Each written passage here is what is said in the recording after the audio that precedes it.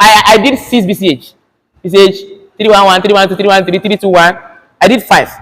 311, 311, 312, 313, 321, then 414. You get it? But you guys, you enjoy now. You're not. So when we escape BCH, MCB course, they are sweet. Except immunology and immunochemistry that we are doing now. That one wants to kill us. That one. Well, most of the MCB courses they are A course. But BCH, oh my god. Okay, please. That is why now you ask a question.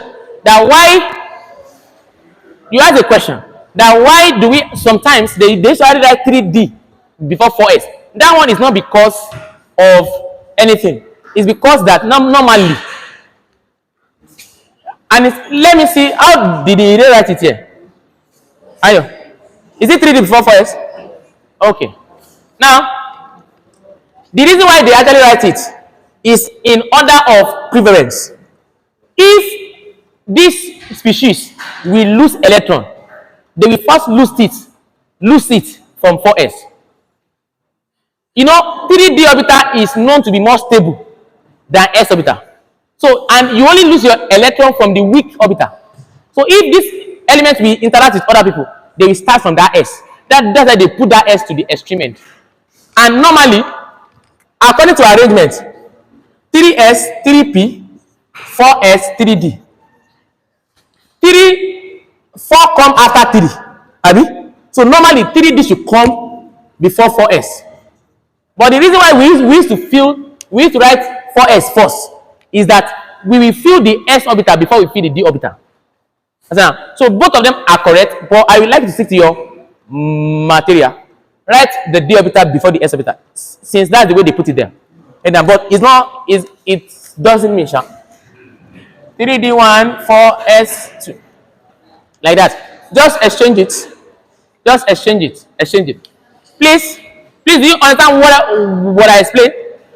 Now, is this copper still transition metal? That's another question.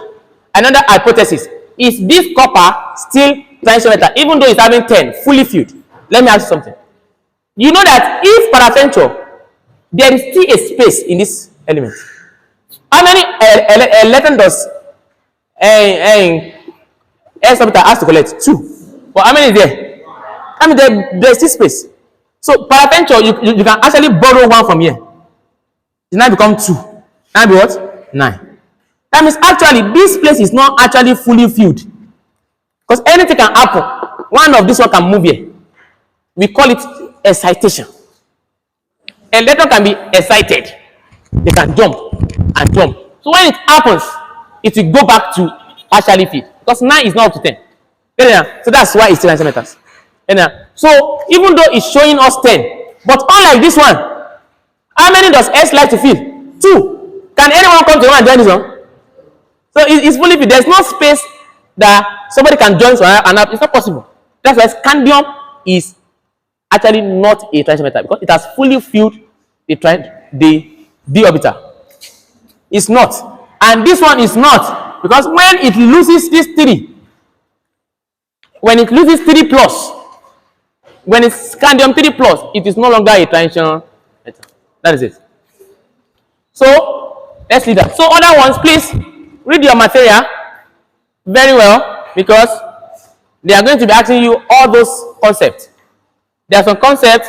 They said the most stable transition metals are dash and dash, and the most stable transition metals are the one that is chromium and copper, because they have halfly filled d orbital or fully filled d orbital.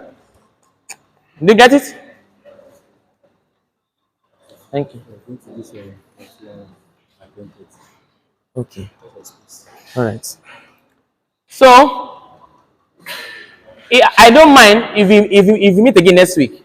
I will not like to rush, because if I rush, there's no gain of coming out to take it. I want to take it because